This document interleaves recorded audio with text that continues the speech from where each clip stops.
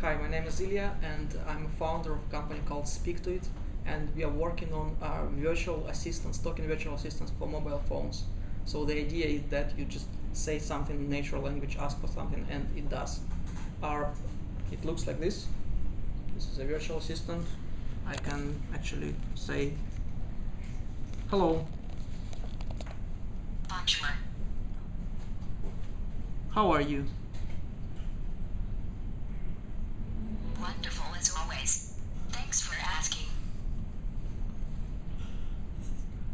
What's the weather like? Searching for your location. Now in San Francisco, it is currently like May, 55 degrees Fahrenheit, 13 degrees Celsius. So the product works with external services. So we do all the natural language processing. We understand what is the intention of a user, what is the user asks about, and try to work with external services in order to get the best fit, the best result for the users. Now, if people see this now, of course they're going to say SIRI. Sure. Apple just launched it. So I understand you were out with this first, and then was it a surprise to you that Apple came out with this, or how did this play out? Well, it was not actually a surprise for us. So we knew about SIRI, of course, and the acquisition by Apple last year. And we actually started before SIRI released last year. It is really good for us that Apple does this just because it pushes the whole market. So people currently start to think how to talk to their smartphones, to technologists in general. So that's a sort of new type of interface. And I suppose there is a lot of space for different companies in the market. So we can compete here. And after the announcement of Apple Siri, we have a really huge growth of downloads because users are looking for something like that for Android. And we provide this functionality, and users really like it. We have got lots of positive feedbacks from users. Of course, they most of the time they try something like what Apple showed in their ads, but there are some differences. So, for example, as for our app, it has those avatars that can be configured, so you can construct the appearance of the avatar as you want it to look like.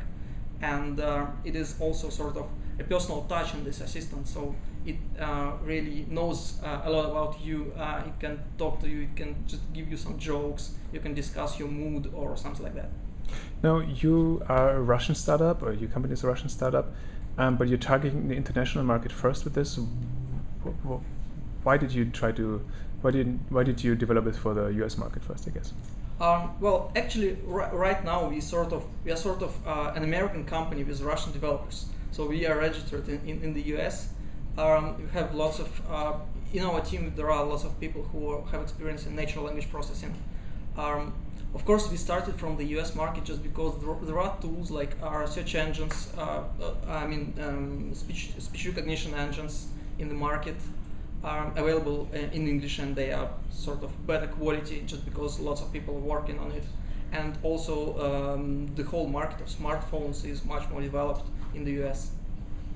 And do you think, as a startup, now that Apple has basically launched a similar personal assistant, do you think that Google is going to come out with something like this? And how can you compete with the big boys, I guess? Well, we are sort of different in terms of this personality aspect.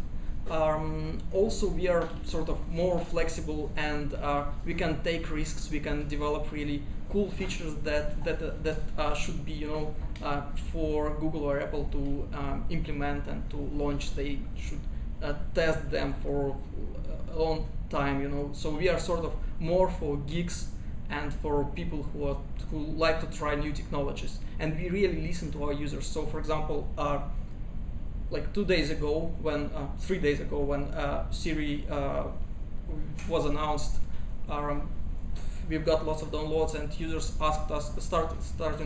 started to ask us about launching something like playing music, and we didn't support it yet. But tomorrow it will work. It will be in the product. All right. Thank you very much. Thank you.